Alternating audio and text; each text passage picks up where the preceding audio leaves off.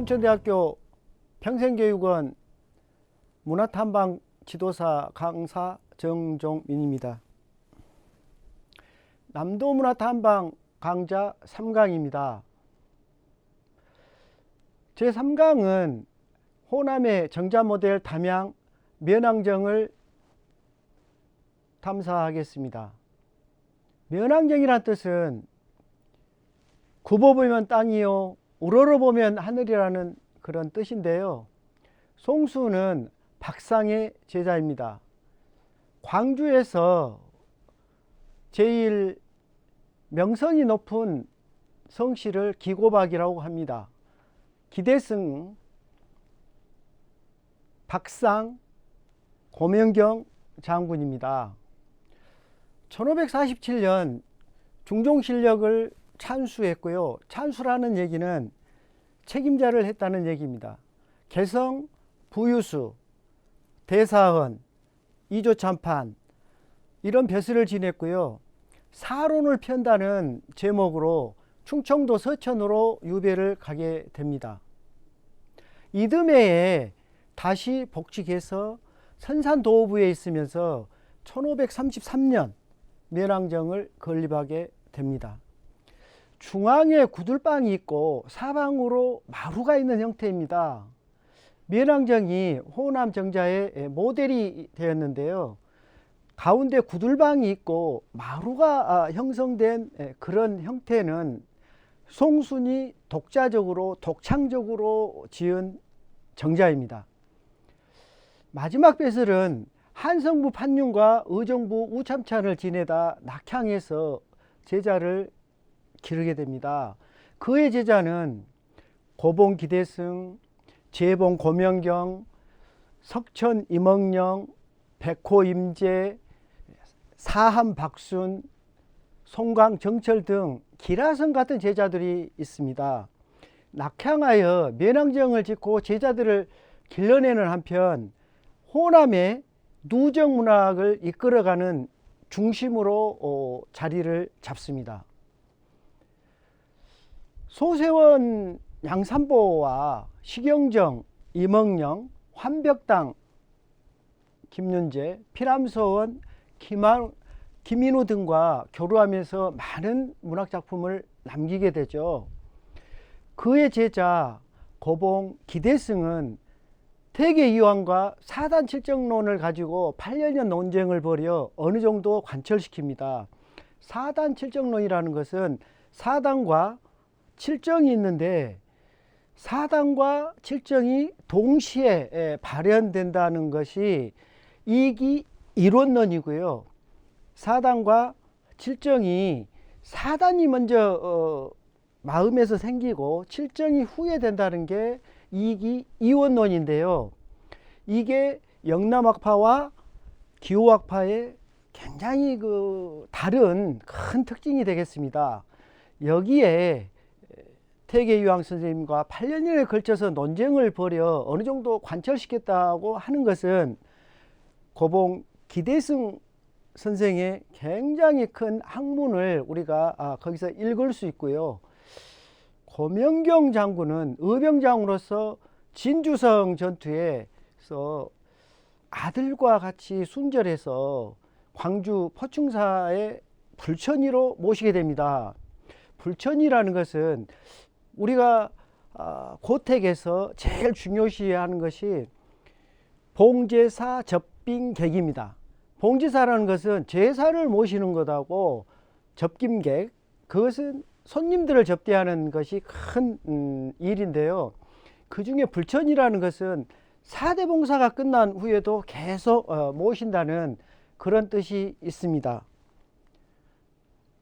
자, 스승인 박상은 호가 눌제인데요. 율곡의 제자로서 호남의 문학과 성리학을 전하게 됩니다. 60주년을 가지고 해방연이라고 합니다. 그러니까 과거급제를 해서 60년이 지난 해를 해방연을 해서 잔치를 하는데요. 제자들과 함께 즐기며 91세까지 장수를 하게 됩니다. 현재 나이로서 91세라고 하면 약 한 120세라 해도 과언이 아닙니다. 그때의 그 평균 수명이라는 것은 약 40대 초반, 30대 후반입니다. 평균 나이가. 그런데 91세라는 것은 굉장히 오래 사시면서 후학들을 길러냈다는 것을 입증이 이제 되는 건데요. 그 중에 이제 면왕정 삼원가를 한번 제가 읽어보겠습니다. 굽어보면 땅이요, 우러러보면 하늘이라. 그 가운데 정자를 짓고 흥치가 호연하다. 바람과 달을 불러들이고 산천을 끌어들여 청려장 지팡이 짚고 100년을 보내네. 면왕정가 중에 이제 나온 것이고요. 면왕정에 이 편액으로 게시가 돼 있습니다. 한번 답사를 할 때, 탐방을 할 때 꼭 이 시를 가서 한번 읽어봄이 어떨런지 한번 제가 추천합니다. 자, 현장을 한번 답사를 해서 설명을 해 보겠습니다. 이곳이 이정표가 있고요. 옆에 산이 이제 있는데 저 산 위에가 면왕정이 되겠습니다. 자, 여기는 이제 그 이정표인데요. 그래서 이정표도 좀 특이하게 층단으로 해서 만들었고요. 자, 여기는 올라가는 계단입니다. 올라가는 계단이 이제 있는데 저 계단이 굉장히 의미가 있는 계단이죠. 저 계단은 뭐 최근에 만든 게 아니고 면왕정 선생이 이 면왕정을 지을 때부터 있었다고 합니다. 그래서 여기서 차근차근 한 단씩 올라가면서 주위의 경관을 보시면 훨씬 감동이 새롭습니다. 자, 앞에 있는 것이 곡정뜰인데요. 곡정뜰입니다. 그리고 앞에가 오래천이라고 있어요. 그래서 면왕정 선생님이 굽어보면 땅이요, 우러러보면 하늘이라고 한 게 이해가 된다는 거죠. 자, 면왕정의 정면도입니다. 자, 우리들이 그 전통 건축 내지는 한옥을 볼 때 항상 정면에서 한번 보셔야 제 맛을 알 수가 있습니다. 정면 3칸이고요. 8착지붕입니다. 자, 그리고 앞에 이제 가을이라 낙엽이 이렇게 쌓였는데요. 자, 여기에서 보면 저 멀리 곡정뜰은 보이지 않고 하늘만 보입니다. 자, 이런 곳에서 그 많은 문사들과 제자들을 길러냈다는 것이 굉장히 그 이채로운데요. 사실은 가운데 지금 방이 이제 들어져 있어요. 방이 사각으로 구들방인데요. 거기에서 이제 지내면서 상당히 제자들과 이제 교류를 하게 되는데요. 또 다른 숙식을 하는 건물이 있었지 않았을까 제가 한번 생각해 봅니다. 왜냐하면 그 방 자체가 좁기 때문에 그렇습니다. 자, 앞에 이제 12 이제 가합이라고 하고도 10이라고 하는데 12가 있고요. 뒤쪽에 면왕정이 보입니다. 자, 제가 나무를 이제 한 그루 찍었어요. 그런데 굉장히 아름답지 않습니까? 그래서 주위의 경관이 아름답다는 것을 이 나무로 해서 제가 대표적으로 찍었습니다. 자, 이 나무의 고목과 앞에 있는 대와 저 앞에 산을 보면 한 폭의 산수화와도 같다고 할 것입니다. 자, 좀 더 나무들을 찍어 봤습니다. 자, 앞에 이제 비닐하우스들이 있는데요. 옛날에는 이 앞이 전체 들판이었겠죠.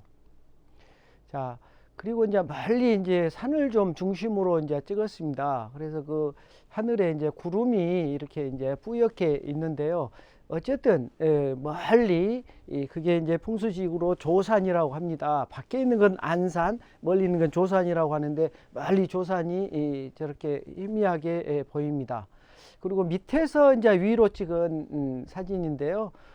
멀리 지붕이 보입니다. 좀 더 근경으로 찍었습니다. 근경으로 찍으니까 어떠십니까? 자, 앞에 조로라고 하는 곡선과 그 다음에 후림 이런 기법이 한옥에 이제 들어가 있고요. 양쪽으로 이렇게 팔자식으로 돼 있다 해서 팔짝 지붕입니다. 그리고 여기는 호처마입니다.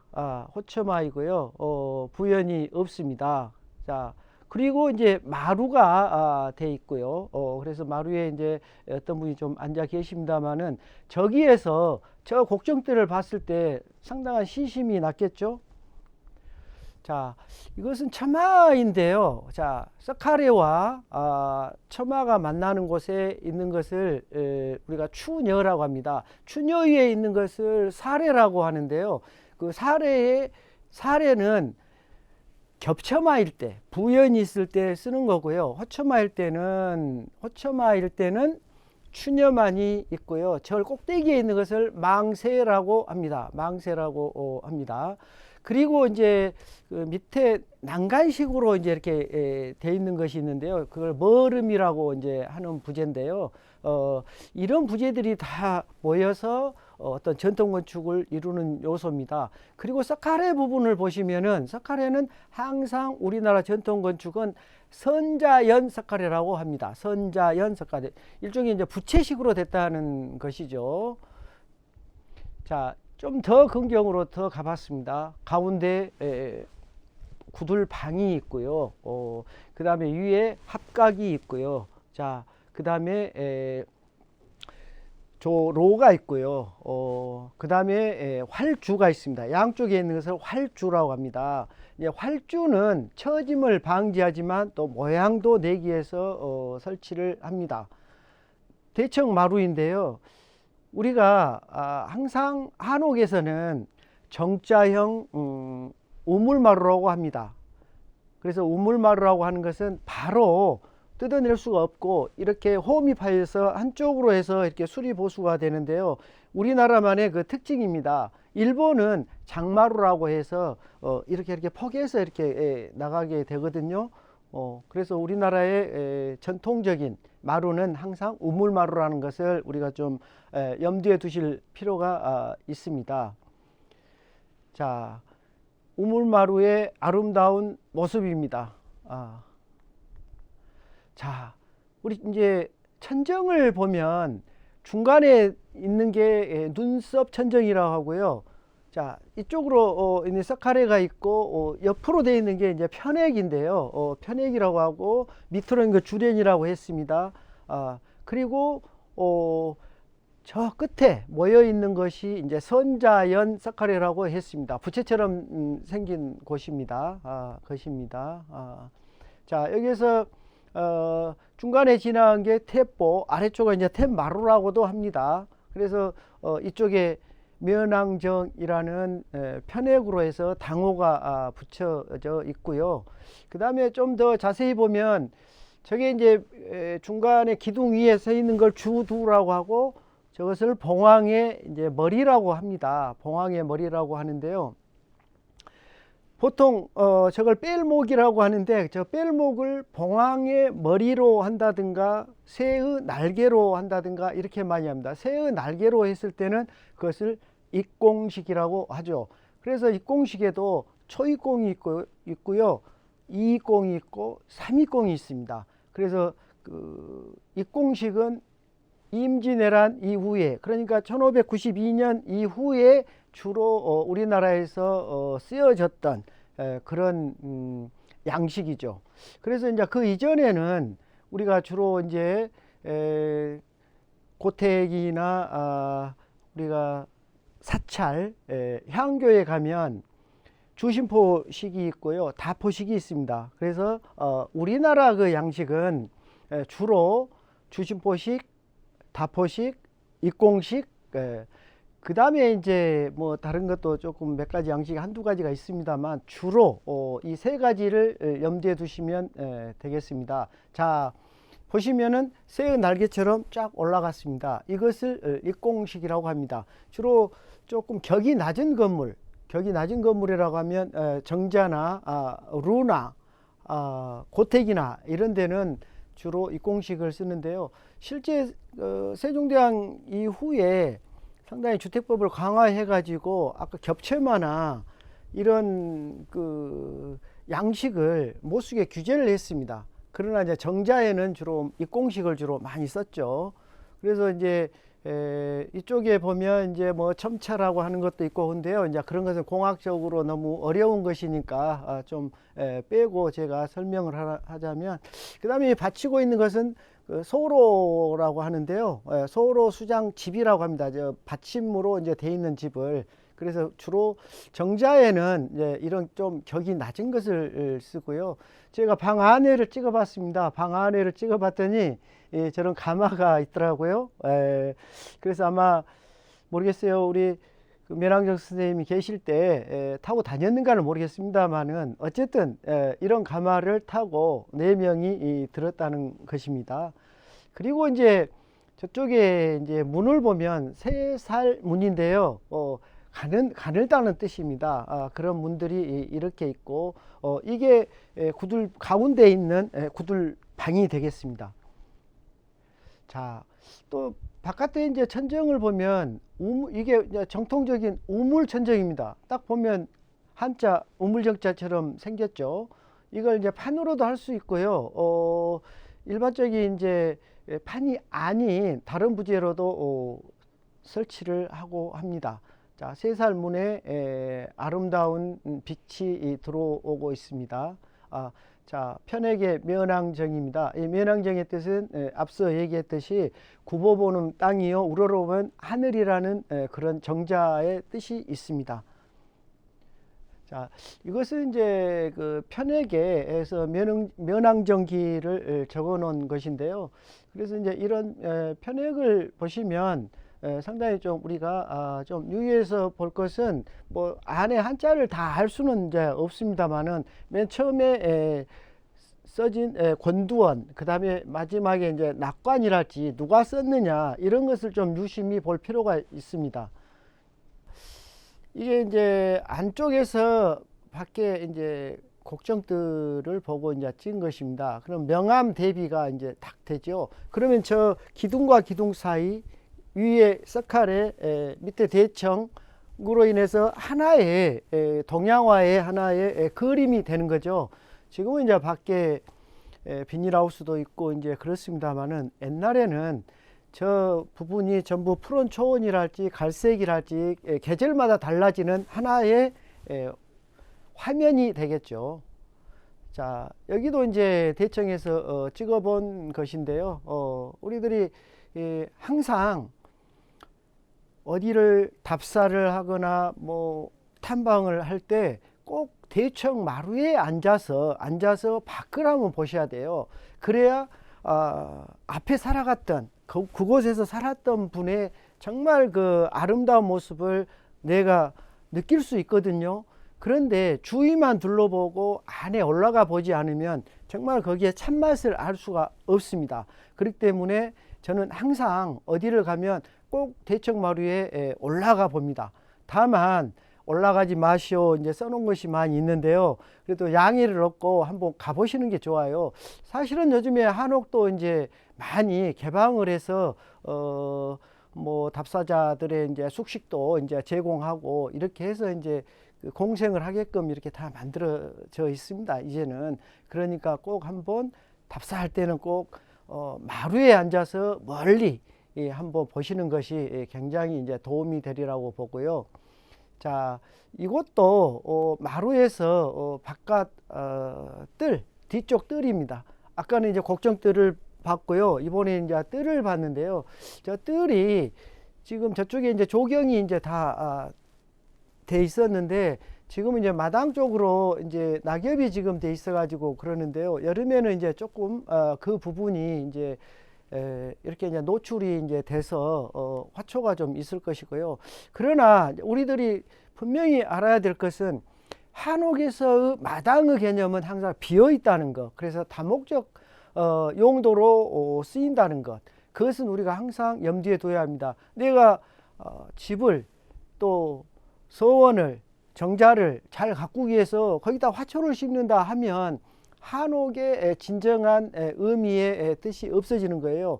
그 뜻은 어디에서 왔냐면 노자의 허사상, 또 불교의 공사상, 거기에서 온 것이란 말입니다. 그렇기 때문에 비어져 있는 것은 쓰지 않는다는 뜻이 아니라 비어져 있기 때문에 모든 것을 할 수 있다. 그러니까 아마 도가에서 말하는 무의자연, 또 무의, 이무, 불이라는 그런 뜻이 있습니다. 아무것도 하지 않지만 아무것도 하지 않은 것이 없다. 이것이 마당 안에 들어있다는 것입니다.